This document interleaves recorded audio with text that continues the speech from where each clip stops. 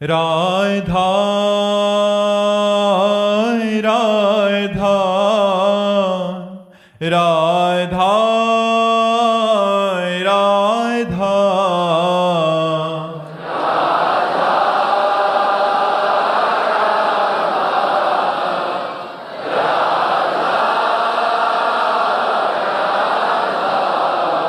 हाय राधा राधा राधा राधा राधा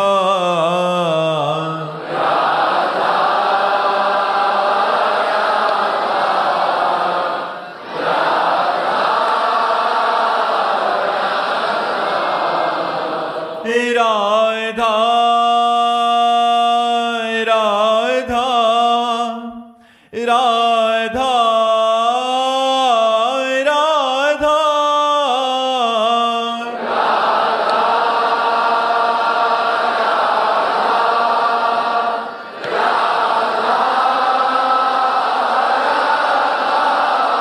हाय राधा राधा राधा राधा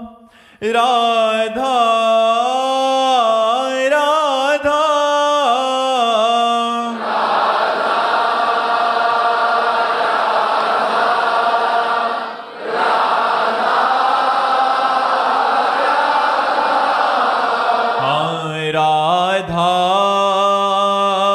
राधा राधा राधा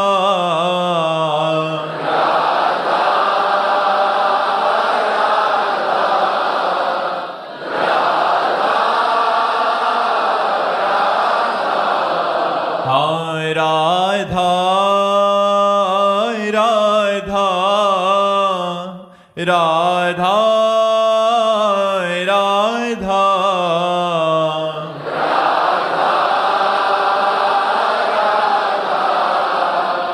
राधा राधा श्री राधा वल्लभ लाल की, समस्त संत हरि भक्तन की, श्री वृंदावन धाम की, सतगुरुदेव भगवान की। जय प्रकाश प्रधान जी। राधे राधे महाराज जी। महाराज जी, क्या आत्म संतुष्टि पाने के लिए सफलता जरूरी है? सफलता के बिना भी संतुष्टि हो जाएगी। बिना सफलता के आत्म संतुष्टि ज्ञान से होती है। एक आदमी बैठा, गंगा जी की शीतल वायु आ रही थी और गंगा जी की तरंगे देख रहा था। तो उसका दोस्त आया, बोले यार क्यों बैठे रहते हो? बोले क्यों? बोले कुछ करो। करने से क्या होगा? बोले कुछ करेंगे तो धन आएगा। फिर धन से क्या होगा? बोले भोग सामग्री एकत्रित करेंगे। भोग सामग्री एकत्रित करेंगे फिर क्या होगा? बोले शांति से बैठेंगे। बोले तो बैठा तू शांति से, शांति से बैठा हूं, काहे को परेशान कर रहे हो? ए भाई, सफलता से लोभ प्रकट होता है, शांति नहीं। लखपति से करोड़पति, करोड़पति से अरबपति, अरबपति से खरबपति। लाभ से लोभ प्राप्त होता है, शांति नहीं। शांति तो ज्ञान से प्राप्त होती है, शांति तो त्याग से प्राप्त होती। त्यागात् शान्तिरन्तरम्, ज्ञानम लब्ध्वा पराम शांति मचिरेणाधिगच्छति। यदि आप गरीब हैं, कोई पूछता नहीं है, और आप भगवान के भक्त हैं, तो आप बादशाह के बादशाह हैं। चाह मिटी चिंता मिटी, मनुआ बेपरवाह, जिनको कछु न चाहिए वो साहन के साह। ये सब भिखारी है जो चाह करते हैं। कोई 1 रुपए का भिखारी, वो थोड़ा बड़े भिखारी, करोड़ रुपए के, अरब रुपए के, खरब रुपए के भिखारी है। बादशाह तो वो है जिसे कुछ नहीं चाहिए, भगवान से भी कुछ नहीं चाहिए। वो है भगवान का दास, जिसे ज्ञान हो चुका है, जो माया मुक्त हो चुका है। वही तो सफलता वास्तविक है, शांति। और वो प्राप्त होती भगवान की भक्ति से या ज्ञान मार्ग से। रीता जी मैनपुरी से। राधे राधे महाराज जी। महाराज जी, आपसे सुना है कि श्री जी कुछ नहीं देखती, केवल अपनापन देखती हैं। आपकी कृपा से और श्री जी की कृपा से श्री जी के प्रति थोड़ा सा अपनापन तो आया है, लेकिन ऐसा नहीं कि केवल श्री जी से ही अपनापन है, अन्य चीजों में भी अपनापन बना हुआ है। तो महाराज जी, अन्य चीजों से अपनापन हटाकर केवल और केवल श्री जी के चरणों में ही अपनापन आए, इसके लिए क्या करें? पहले तो प्रार्थना और दूसरा नाम जप। पहले तो हम श्री जी से प्रार्थना करें कि महारानी जी ऐसी कृपा करो कि मेरी चित्त वृत्ति आपके चरणारविंद में समर्पित रहे। और दूसरी बात, राधा राधा राधा राधा राधा, प्रभु से प्रार्थना आत्मसमर्पण की और निरंतर नाम जप, ये आपका सबसे ऊंचाई पर पहुंचा देंगे परमार्थ की। परमार्थ की ऊंचाई पर चढ़ना है तो ये दो बातें बहुत सावधानी से जीवन में उतारना है। हमारे माई श्यामाजू को राज, जाके अधीन सदाई सांवरो या ब्रज को सिरताज, हमारे माई श्यामाजू को राज। मैं महारानी जू का हूं, मैं लाडली जू का हूं, मैं प्रिया जू का हूं, ये बात ठसक आवे और हर समय राधा राधा राधा राधा नाम, तो प्रिया जू से अपनापन हो जाएगा। हर वस्तु व्यक्ति स्थान में प्रियाजू की कृपा दिखाई देगी, प्रियाजू का दुलार दिखाई देगा, प्रियाजू की स्मृति रहेगी। यही प्रियाजू से अपनापन है। देखो श्री जी की कितनी कृपा मुझे मनुष्य जन्म दिया, श्री जी की कितनी कृपा मुझे वृंदावन में साधु समागम दिया, श्री जी की कितनी कृपा मुझे राधा नाम सुनाया, श्री जी की कितनी कृपा मैं राधा नाम जप रही हूँ, श्री जी की कितनी कृपा कि मुझे कहने का अधिकार दिया कि मैं स्वामी लाडली जू की हूँ। ये बात हमारे हृदय में आवे, बार बार कृपा की बात याद करके रोए, श्री जी से अपनापन हो जाएगा। प्रेम जी अलीगढ़ से। गुरुदेव भगवान, सच्चा आनंद या शरणागति जीवन में कब उतरती है, किससे मिलती है? देखो, सच्चा आनंद तो अपने अंदर है, उसकी चाबी है नाम, देते हैं गुरुदेव। पक्का, बिल्कुल पक्का 100%। सच्चा आनंद तिजोरी में बंद है, उसकी चाबी है नाम। जासु नाम भो भेषज झरन घोर त्रिशूल, तीनों तापों का नाश करके परमानंद प्रदान करने वाला भगवान का नाम, और वो देते हैं गुरुदेव। अगर गुरुदेव से नाम लेकर निरंतर जपा जाए और गंदे आचरणों का त्याग कर दिया जाए तो सच्चा आनंद है भगवान, सच्चा आनंद है आत्मानंद, उसी की प्राप्ति होती है केवल गुरुदेव कृपा। जो गुरुदेव का आश्रय नहीं लिए, जो गुरुदेव कृपा पात्र नहीं है, वो चाहे जो कुछ कर ले उनको अनुभव ही नहीं होगा। ये मार्ग इतना भूल भुलैया वाला रखा गया है कि अनुभव में ही नहीं आएगा। माल खूब चकाचक अंदर है पर चाबी है नाम। जब तक नाम जप नहीं करोगे तब तक बात नहीं बनेगी। खूब नाम जप करो, बारी मथे घृत होए बरु, सिकता ते बरु तेल, बिनु हरि भजन न भवतरी या सिद्धांत पेल। जब तक भजन नहीं करोगे भाई तब तक आनंद का अनुभव नहीं होगा। आनंद कहीं और नहीं, अपने अंदर है। अगर हमारा मन अशांत है तो मंदिर में जाकर भी हम अशांति ही प्राप्त करेंगे, और मन शांत है तो कहीं भी बैठ जाओ शांति ही शांत है। तो हमें जरूरत मन को शांत करने की है। हमारे आनंद स्वरूप में कभी कमी हुई नहीं, न है न होगी। वो हमारा स्वरूप है जो सच्चिदानंद में आत्म स्वरूप है, उसकी प्राप्ति के लिए नाम जप करो, वही सच्चा सुख है। ये देह सुख, लोक परलोक के सुख, ये सब माइक है। आशुतोष चौहान जी। राधे राधे महाराज जी। महाराज जी, आपसे सुना है कि शरणागति 2 प्रकार की होती है, एक बिल्ली के बच्चे की जैसी और दूसरी बंदरिया के बच्चे जैसी।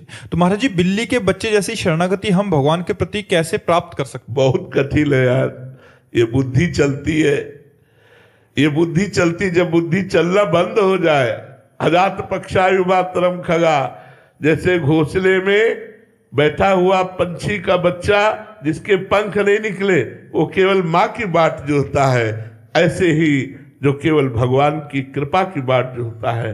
मुझे कुछ नहीं पता, राधा राधा राधा, मुझे क्या करना है मुझे नहीं पता, कहाँ जाना है मुझे नहीं पता, मेरा लक्ष्य मेरा सब कुछ श्री जी है। अब श्री जी जाने, बस राधा राधा। जो गुरु ने पकड़ा दिया वो पकड़े राधा राधा हुए। तो उसकी आध्यात्मिक उन्नति, जैसे बिलैया अपने बच्चे को मुंह में दबाकर स्थान परिवर्तन करती, ऐसे आध्यात्मिक उन्नति उसकी भगवान करते हैं। पर वो केवल नाम जप करते हुए भगवान के आश्रित रहता है, अपनी बुद्धि नहीं चलाता। और जो बुद्धि चलाते हुए शरणागत होता है वो बंदरिया का बच्चा होता है। जैसे बंदरिया छलांग लगाएगी तो अपने बच्चे को इशारा कर देगी, बच्चा संभले संभले न संभले न संभले, छलांग मारी वो धम्म से नीचे गिर गया, तभी बच्चा तुरंत संभल कर पकड़ लेता है। तो वो बुद्धिमान लोग हैं जो भगवान की शरणागति में बुद्धि का भी प्रयोग करते हैं। तो बंदरिया के बच्चा की शरणागति, और जो बिल्कुल भोले बनकर भगवान की शरण में है कि मुझे कुछ नहीं पता, जैसा चाहे भगवान वैसा करे, जोई जोई प्यारो करे सोई मोई भावे, क्या अच्छा क्या बुरा मुझे तो ज्ञान नहीं, मैं तो आपकी शरण में हूँ। वो बिलैया का बच्चा, उसकी निश्चित उन्नति होगी, उसका निश्चित कल्याण होगा। कुलवंत सिंह जी, राधे राधे महाराज जी। महाराज जी, भक्त कबीरदास जी महाराज जी के शब्द हैं, काचे गुरु ते मुक्त ना हुआ। महाराज जी, अगर गुरु काचा है तो जीव का उद्धार कैसे होगा महाराज जी? नाम तो साचा है, आप समझो, गुरु काचा है, नाम तो साचा है। मिठाई देने वाला दुकान में मिठाई बेच रहा है, उसने मिठाई खाई कि नहीं खाई हम प्रश्न करते हैं क्या? हम तो केवल मिठाई से मतलब रखते हैं। तो कोई भी गुरु वो यही कहेगा, राम कृष्ण हरि जपो, नाम अपने आप में पूर्ण है, नाम ही सदगुरु है, नाम ही ज्ञान है, नाम ही तीर्थ है, नाम ही श्रद्धा है, नाम ही परम पद है। ब्रह्म राम से नाम बड़ वरदायक वरदान।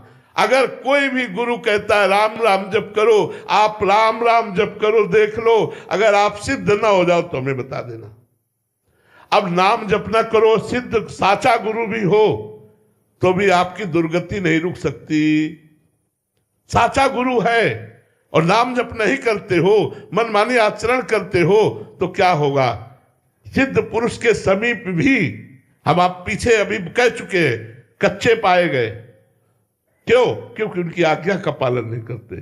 कोई भी गुरु नाम देता है, हम कहते हैं नाम पर भरोसा करो, ए व्यक्ति पे भरोसा मत करो, नाम पे भरोसा करो, नाम तुम्हारा कल्याण कर देगा। अगर नाम में संशय है तो साचे गुरु की भी प्राप्ति होने पर काम नहीं बनेगा, और नाम में संशय नहीं तो कहीं से भी नाम। अब आपको उदाहरण देते हैं, पूज्यपाद सिउड़िया बाबा जी महाराज बड़े सिद्ध महापुरुष हुए, उन्होंने एक उदाहरण दिया कि उड़ीसा में एक बड़ा सीधा सरल आदमी था, उसको प्रेरणा हुई कि मैं गुरु बनाऊं।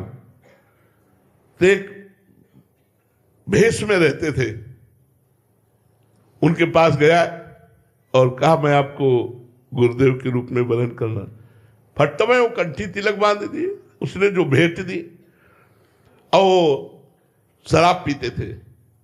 नशे में उन्होंने काली जी का मंत्र अशुद्ध दिया, नशे में, शराब के नशे में। अब वो बेचारा रोज नहा करके नियम से वही मंत्र जपता। 1 वर्ष ही हुआ कि मां काली प्रकट हो गई और कहा, बेटा तेरा गुरु ढोंगी। तो उन्होंने कहा, माता जी अब दोबारा शब्द आप कृपा करके मत बोलिएगा। उन्होंने कहा, क्यों? बोले हमारे गुरु ढोंगी होते तो आप कैसे आ जाती?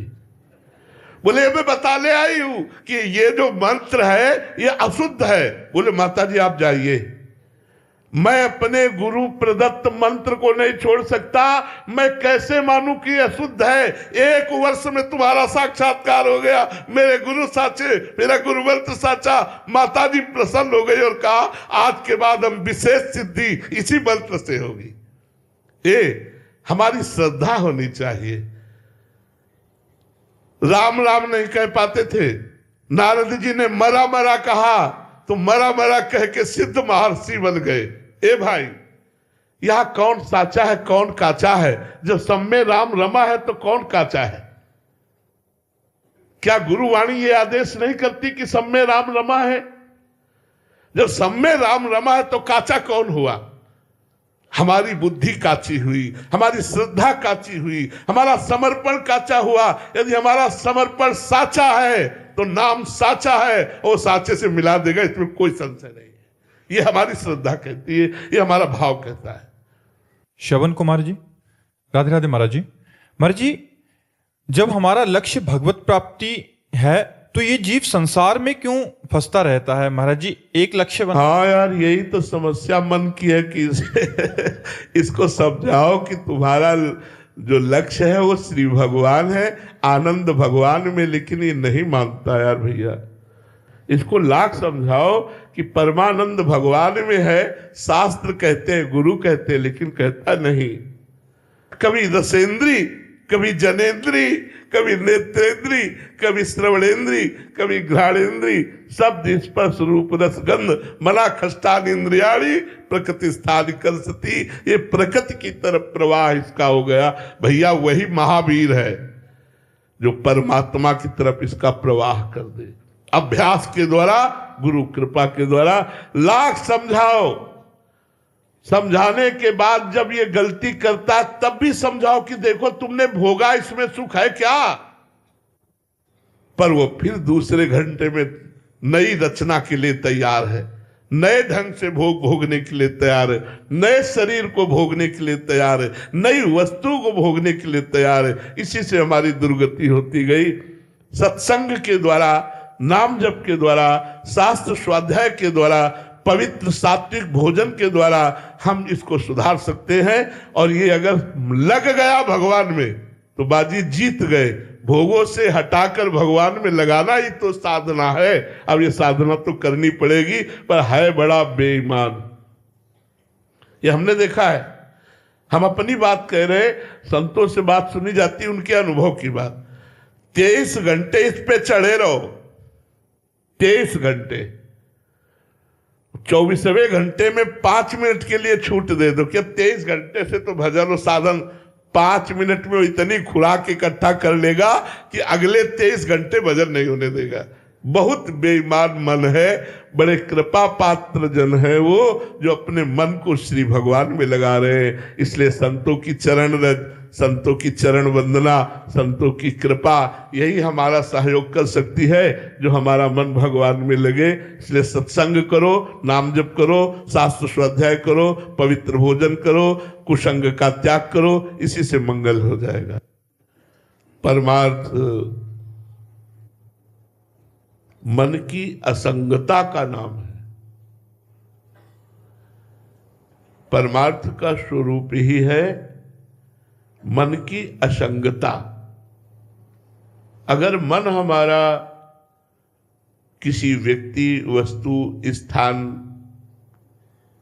किसी इंद्रियजन्य भोगों के सुखों में है तो उसे सांसारिक पुरुष कहते हैं, परमार्थिक पुरुष नहीं कहते।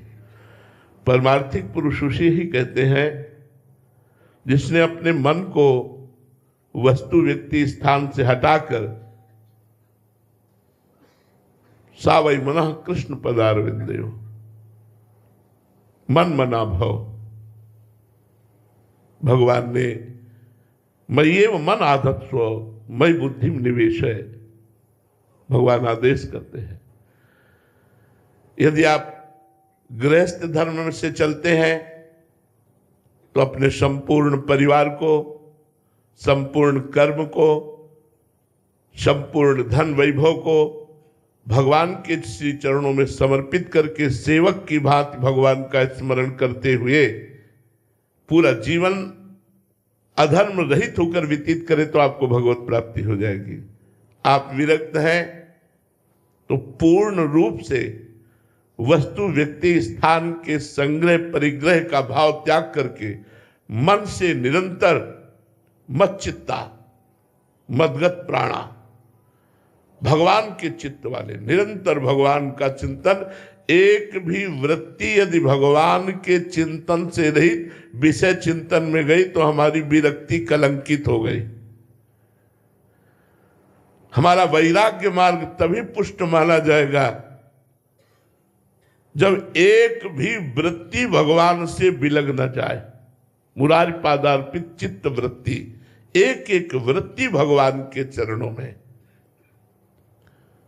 सर्वतो मनसो असंगमादौ संगम च साधुषु, सबसे असंग।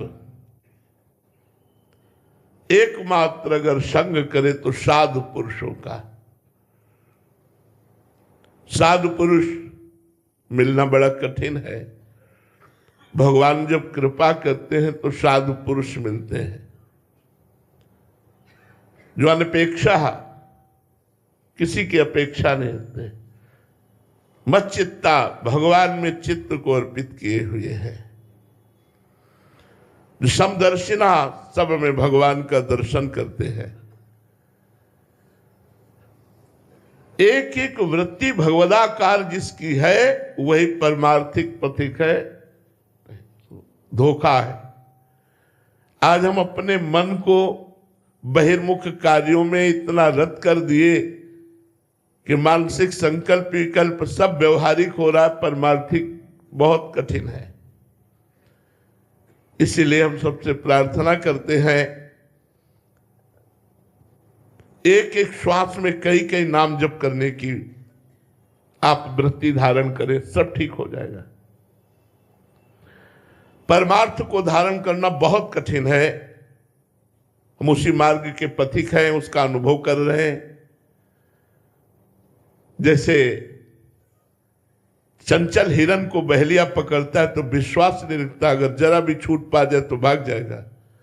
ऐसे ये मन जरा भी छूट पाता है तो स्त्री में, धन में, भोगों में, मान प्रतिष्ठा में ये भाग जाता है। अभ्यास योग युक्तेन चेतसा नान्यगामिना, जो ऐसा अभ्यास करते हैं कि चित्त कहीं और जाए ही ना, एकमात्र श्री भगवान का सुमिरन करते हुए अपने कर्तव्य कर्म को करता रहे। कर्म बाधक नहीं है, कर्माशक्ति, फलाशक्ति बाधक है।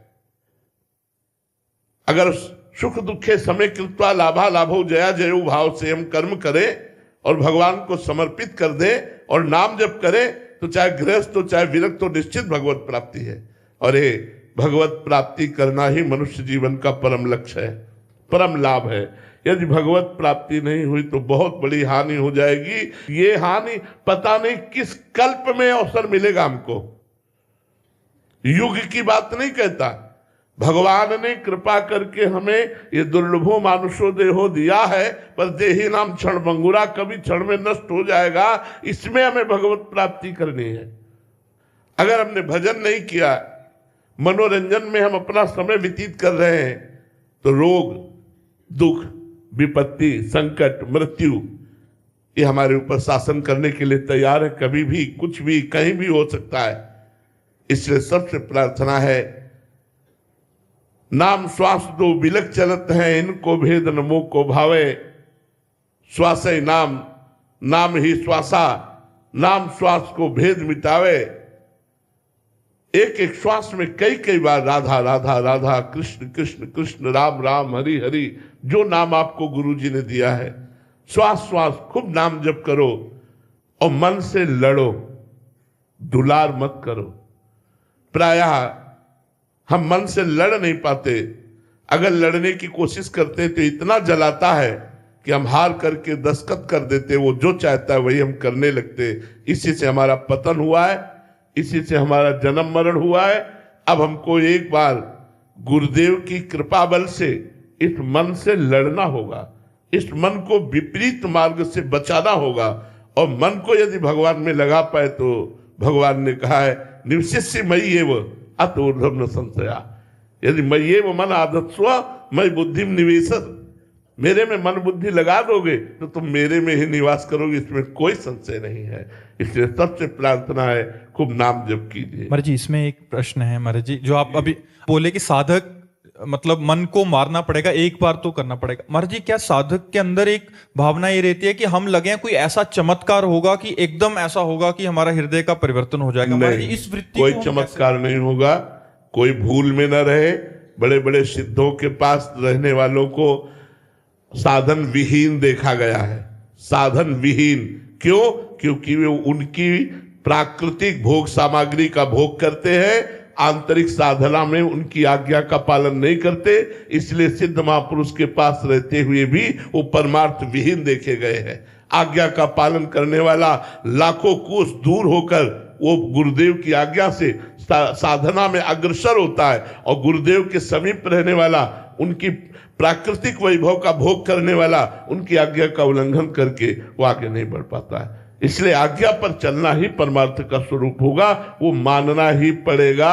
ऐसा कोई चमत्कार नहीं है, नहीं है, नहीं है कि हम तुम्हें छू दें और तुम बदल जाओ, हम संकल्प करें तुम बदल जाओ, ऐसा नहीं है। ऐसा हो तो ऐसे ऐसे करुणा में सिद्ध संत हुए कि पूरे विश्व को भगवत दर्शन करा दे। उनका हृदय चाहता है सबका कल्याण हो जाए। कौन संत ऐसा है जो ये नहीं चाहता कि कल्याण हो जाए? पूरा दिन घूम रहे हैं इस बात के लिए कि जगत का मंगल हो जाए, जगत का कल्याण हो, सब लोग धर्मात्मा बने, गलत आचरणों से बचे। संतों को देखो ना, सब संत इसी में तो लगे हुए हैं, लेकिन उनके बदलने से नहीं बदलेगा। आपको बदलना होगा अपने आप को। यदि आप उनकी बात नहीं मानोगे, उनकी आज्ञा के अनुसार नहीं चलोगे, तो लाख उपदेश दे दो सब व्यर्थ चला जाएगा, लाख प्रयास कर दो सब व्यर्थ चला जाएगा। आप कृपा करो। 3 कृपा होती है जीव के उद्धार के लिए। पहली कृपा होती है हरि कृपा, जो हमें मनुष्य जन्म और साधु संग देती है। दूसरी कृपा होती साधु कृपा, जो हमें हरि नाम और साधना देती है। तीसरी कृपा होती अपनी कृपा, जो हम गुरु ने साधना दी उसके अनुसार चले तब हम भगवत प्राप्ति कर पाते हैं। तो प्रायः गुरु कृपा है, हरि कृपा है, लेकिन हमें हमारी अपने ऊपर कृपा करनी चाहिए। अब हमें भजन में लगना चाहिए। सांसारिक कार्य करते हुए भगवान का नाम जप किया जा सकता है, सांसारिक कार्य धर्म में किया जा सकता है, पापाचरण का त्याग किया जा सकता है, बिना शराब पिए बिना मांस खाए जिया जा सकता है। ऐसे पापाचरण क्यों करते हो जो तुम्हारी दुर्गति करे? इसलिए सतमार्ग के आदेश का पालन करना ही सतमार्गी है। वो चाहे लाखों कोस दूर रहता हो, अगर वो आज्ञा का पालन नहीं करता तो समीप रहते हुए भी वो खाली रहेगा, दीपक तले अंधेला रहेगा, चाहे जितने बड़े सिद्ध पुरुष के पास हो। ऐसा चमत्कार कोई नहीं कि हम छू दे या तुम छू दो तो किसी का परिवर्तन हो जाए, ऐसा नहीं। गलत ढंग, गलत वार्ता, या ऐसा कभी नहीं हुआ, ऐसा कभी नहीं हुआ। और जिन पर हुआ वो भजनानंदी संत रहे, जिनको छुआ वो भजनानंदी और जो छूने वाले वो दोनों भजनानंदी रहे, तब बात बनी है। पंडित अतुल उपाध्याय जी, राधे राधे महाराज जी। महाराज जी, मैं चित्रकूट धाम से चरण सेवक हूँ, वहाँ कामाता नाथ भगवान का। महाराज जी, अमावस्या के दिन लाखों लोग चित्रकूट आते हैं। कोई अपराध धाम में आकर भक्तों से हो जाता है तो उसका निवारण कैसे हो? एक होता है अनजान में किया हुआ अपराध, अनजान में अपराध, और एक होता है जानकर किया हुआ अपराध। जानकर किया हुआ अपराध धाम का वज्र की लीक के समान होता है, उसे भोगना पड़ता है, बड़ा भयानक होता है।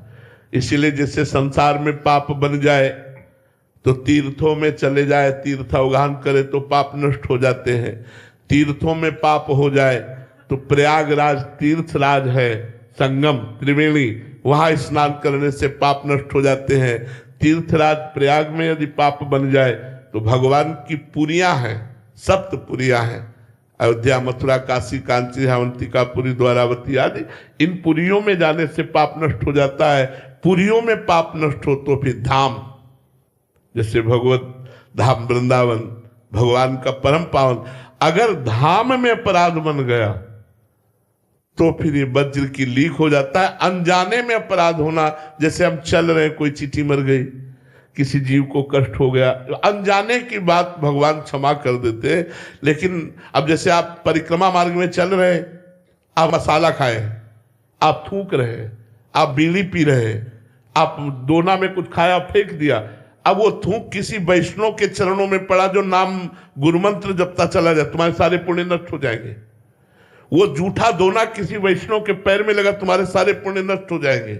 अच्छा, यहां आकर जो गलत आचरण किए जाते हैं वो दुर्गति कर देते हैं। जैसे उपजाऊ भूमि में जो भी पड़ेगा वो बहुत ज्यादा प्रभाव दिखाएगा, ऐसे ये उपजाऊ भूमि है। अगर यहाँ 1 रुपया दान करोगे तो लाखों रुपया दान के बराबर है, 1 माला जप करोगे तो लाखों माला के बराबर है, और 1 पाप करोगे तो लाखों पाप के बराबर है। इसलिए धाम वास करने के लिए बिल्कुल बच्चा बनकर भगवान की शरण में होकर के धाम वास करे, यहाँ पाप ना होने पावे, अपराध ना होने पावे। एक बार हमने गुरुजी से पूछा था, अपने गुरुजी से 20 वर्ष पहले, कि महाराज जी जिस धाम की इतनी महिमा वर्णन की गई, हम उसी धाम में मलमूत्र त्याग करते हैं, क्योंकि हम वासी हैं, हम यही वास करते हैं। और हो सकता है कोई शारीरिक अपराध बन जाए, कोई ऐसी चेष्टा बन जाए, क्योंकि पूरा जीवन वास कर रहे हैं, कोई त्रुटि हो जाए तो उसका निराकरण कैसे होगा, उसका निवारण कैसे होगा। तो गुरुदेव ने कहा जो अखंड वृंदावन धाम वास करते हैं, और अगर ये जो मलमूत्र आदि की बात है वो ऐसी है जैसे माँ की गोद में मलमूत्र त्याग बच्चा करता है तो कोई अपराध नहीं माना जाता, ऐसे वृंदाटवी माँ है। और दूसरी बात, अगर जान करके कोई अपराध बन जाता है तो वो यही शरीर त्यागेगा, इसलिए उसके सारे पाप भस्म हो जाते हैं और वो भगवत प्राप्त हो जाता है। लेकिन जो आगंतुक है, जैसे आप 2 दिन के लिए वृंदावन आए, आप होटल बुक किए और संसारिकता में खान पान और सब गंदी बातें, गंदे आचरण, तो ये बड़ा भारी पाप की गठरी लिए जा रहे हो। अब ये कहीं छूटेगी नहीं, ये तुम्हें दुख देगी, ये तुम्हारा कहीं ना कहीं अहित कर देगी। अगर आपको ऐसा लगा कि मेरे से पाप बन गया, तो उसका उपाय धाम ही है। जैसे धाम की प्रदक्षिणा दे दो। आप में ऐसा बोध हुआ कि मेरे द्वारा ये पाप बन गया और बड़ा भारी पाप बन गया, और जानकारी में आपकी है, तो आप दंडवती परिक्रमा दे दो वृंदावन की। पाप की गरिमा देख करके अगर लगा कि साधारण पाप है तो राधा राधा रटते हुए खड़ी परिक्रमा दे दो, खत्म हो गया। लेकिन कोशिश करो धाम में आकर पवित्रता और संयम, इन दोनों का निर्वाह होता रहे। कहीं हमारा संयम न बिगड़ जाए, कहीं हमारी पवित्रता न बिगड़ जाए। यदि आपको ऐसा लगता है कि मैं यहाँ गलत कर रहा हूं, तो भले जाकर के दूसरे क्षेत्र में रहो, यहाँ कभी कभी आ जाओ, लेकिन यहाँ पापाचरण मत करो। ये भगवत धाम है। अगर आपने आजीवन अखंड वृंदावन वास ले लिया तो फिर आप चिंता न करो, धाम संभाल लेगा, वो अपने आप सुधार लेगा। वृंदावन प्रभाव सुनो, अपनो ही गुण देत, जैसे बालक मलिन को मात गोद भर लेत। जैसे माँ अपने मलिन बच्चे को गोद में ले लेती है, ऐसे वृंदावन धाम उस जीव को परम पावन कर देता है जो वृंदावन धाम का अखंड वास स्वीकार कर लेता है। सौरभ शर्मा जी, सहारनपुर से। महाराज जी, मैं आध्यात्मिक जीवन और ग्रस्त जीवन के बीच में संतुलन नहीं बना पा रहा हूं, ऐसे में कैसे स्थापित करूं दोनों का? नहीं, कोई विपरीत नहीं है। हमारे पास आध्यात्मिक सिद्धांत है। यत करो शिव भगवान ने कहा है, जो तुम कार्य करते हो। कई बार सत्संग सुना होगा आपने, अगर ध्यान हो, कि यदि हम 8 घंटे नौकरी करते हैं, 8 घंटे में क्या आपको 8 बार कहने का अवसर नहीं मिला राधा राधा? ऐसा कौन सा कार्य है 8 घंटे जिसमें आपको राधा राधा बोलने का अवसर नहीं मिलेगा? अगर 8 घंटे में 8 बार राधा राधा बोला और 8वां घंटे के बाद हाथ जोड़ करके, हे प्रभु, प्रथम घंटे से 8 घंटे तक जो आपकी सेवा सांसारिक की वो आपको समर्पित करता हूं, भक्ति हो गया, कर्म समर्पण भक्ति हो गया। हमने तो प्रार्थना की है कई बार लोगों से कि अगर हमारी बात समझ में आ जाए, 5 मिनट में एक बार राधा बोल दो, हर 5 मिनट में एक बार राधा बोल दो। अगर तुम्हारी भगवत प्राप्ति न हो तो बताना, तुम्हारी सारी कामनाएं शांत हो जाएगी। हर 5 मिनट में एक बार राधा।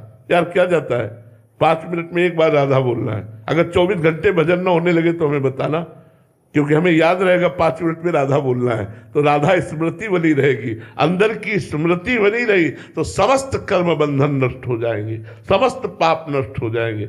ये बेईमानी है जो हम कहते हैं हम गृहस्थी में है, हमसे भजन हो का समय नहीं मिलता। आप ईमानदारी से वृंदावन में बैठे हो, चलो बैठकर समय का विभाग करते हैं। 24 घंटे हैं, 12 घंटे कौन काम करता है? कोई बिरला ही काम करता है। नहीं, 8 घंटे प्राय 10 घंटे काम करते हैं। हम 12 घंटे आपको काम के दिए, कार्य के 12 घंटे कार्य के दिए, 6 घंटे सोने के दिए, 12 6 18, 2 घंटे भोजन के लिए दिए, 18 19 20, 1 घंटे मनोरंजन के लिए दिए, 21, 3 घंटे बचे। बोलो 3 घंटे भजन दोगे? भजन में दोगे हमें? अगर 3 घंटे तुम हमें भजन में दो तो तुम्हारा मंगल ना हो जाए, वृंदावन में बैठ के कह रहे तो कहना। अब बोलो, आप समय को व्यर्थ करते हैं कि नहीं? आप समय को नष्ट करते हैं कि नहीं? अगर आप ईमानदारी से समय को प्रयोग करें तो हम 12 घंटे आपको काम के लिए देते हैं, 6 घंटे सोने के लिए देते हैं, 2 घंटे भोजन के लिए देते हैं, 1 घंटे मनोरंजन के लिए देते हैं, 3 घंटे तो फिर भी बचे ना। चाहे विद्यार्थी हो, चाहे किसान हो, चाहे व्यापारी हो, चाहे नौकरी करते हो, कोई भी हो, 3 घंटे भजन में हमें दे दो, 3 घंटे भजन करो, देख लो तुम्हारा जीवन कहाँ उठ के जाता है, तुम कितनी ऊंचाई पर पहुंच जाओगे। अगर हम तैनात भी हैं तो हमारा मन खाली राधा राधा राधा राधा क्या चला गया। मान लो हम 12 घंटे तैनात हैं तो हर समय हमारा दिमाग कहाँ होना चाहिए? राधा राधा ड्यूटी में। अरे यार, भजन करना हो तो हर समय आप भजन कर सकते हो। कंप्यूटर में काम किया, 5 मिनट बाद बोला राधा, फिर काम किया, बोला राधा। अरे आनंद आ जाए यार। कैसे बैलेंस बिगाड़ रहे हो अध्यात्म और गृहस्थ का? ये आपकी कमजोरी है। आप इस कमजोरी को छोड़िए और अध्यात्मवान बनते हुए गृहस्थ में चलिए। नाथ सकल संपदा तुम्हारी, मैं सेवक समेत सुत नारी। बहुत बढ़िया गृहस्थ धर्म का पालन हो जाएगा। मृत्युंजय मिश्र जी, महाराज जी, आपका भी एक प्रश्न था कि गृहस्थ जीवन में असंगोहम की स्थिति कैसे प्राप्त हो? भगवत भाव से। मेरी माँ के रूप में भगवान, मेरे पिता के रूप में भगवान, मेरे पुत्र के रूप में भगवान, मेरी पत्नी के रूप में भगवान, चराचर जगत के रूप में भगवान। जब भगवान देखते हैं तो अनुराग होता है, और जब शरीर देखते हैं तो मोह होता है, राग होता है। मोह और राग दुर्गति कराता है और अनुराग सदगति कराता है। हम माँ को माँ मान के प्यार करें और फिर माँ को भगवान मान के प्यार करें, कितना बड़ा अंतर रहेगा। मातृ देवो भव पितृ देवो भव। पत्नी को पत्नी मान के प्यार करें और अपना भगवान मान के प्यार करें तो कितना प्यार करेंगे। प्यार ही प्यार। वो जीवन प्यारमय हो जाएगा जो अपने पुत्र को भगवत स्वरूप देखता है, अपनी पत्नी को भगवत स्वरूप देखता है। सिय राम में सब जग जानी, करो प्रणाम जोरी जुग पानी। और अपने संबंध के अनुसार बर्ताव करता है, संबंध के अनुसार बर्ताव करता है और सब में भगवान को देखता है। वो गृहस्थ हो चाहे विरक्त हो, असंग हो जाएगा। और जो असंगता का मतलब एकांत में बैठे रहना, तो इस भूल में मत रहना। संग मन से होता है। अगर तन सभा में बैठा है, मन भगवान में बैठा है, तो आप एकांत हो। आप एकांत कुटिया में बैठे संसार का चिंतन कर रहे हो तो आप प्रपंची हो, एकांतिक नहीं हो। बात चिंतन की है, सभा की नहीं है। बीच बाजार में बैठकर आप समाधिस्थ हो सकते हैं यदि आपका भगवत चिंतन है। और भगवत चिंतन ठीक नहीं है तो गंगा यमुना के किनारे भी प्रपंच का ही चिंतन करोगे बैठे। इसलिए असंगता भगवत भाव से आएगी। अगर हम गृहस्थ में रहते हुए जिससे मिले पहले उसमें भगवत दृष्टि करें तो हम असंग हो जाएंगे। अगर व्यक्ति दृष्टि रखेंगे तो फंस जाएंगे, भगवत दृष्टि रखेंगे तो असंग हो जाएंगे। अरे जी, हमारा भाव भगवत भाव है और सामने से प्रतिकूल भाव है, तो फिर क्या? कोई फर्क नहीं पड़ता, कोई फर्क नहीं पड़ता। क्योंकि मैं अपने प्रभु से अनुकूलता नहीं चाहता, मैं प्रभु की सेवा करना चाहता हूं। पुत्र रूप में प्रभु आए, जरूरत पड़ेगी डांट लगाएंगे क्योंकि मेरा कर्तव्य है, लेकिन है मेरे भगवान। जब हम इस व्यवहार में चलेंगे तो प्रतिकूलता हमें खलेगी ही नहीं। पहले तो हम भाव धारण करें ना, तो हमें प्रतिकूलता और अनुकूलता दोनों से मतलब नहीं रह जाएगा। भगवत भाव रखने वाला समतुल हो जाता है, समता को प्राप्त होता है। और राग द्वेष, ये विषमता, मोह आदि विषमता ये संसार में है, भगवान में नहीं। भगवान सम है, इसलिए उसका हृदय सम हो जाता है। मानव मानस तुल्यो, तुल्य निंदात्म संस्तुति। स्तुति और निंदा में, मान और अपमान में उसका हृदय सम होने लगता है, जो सम में भगवान का दर्शन करता है। श्री राधा वल्लभ लाल की।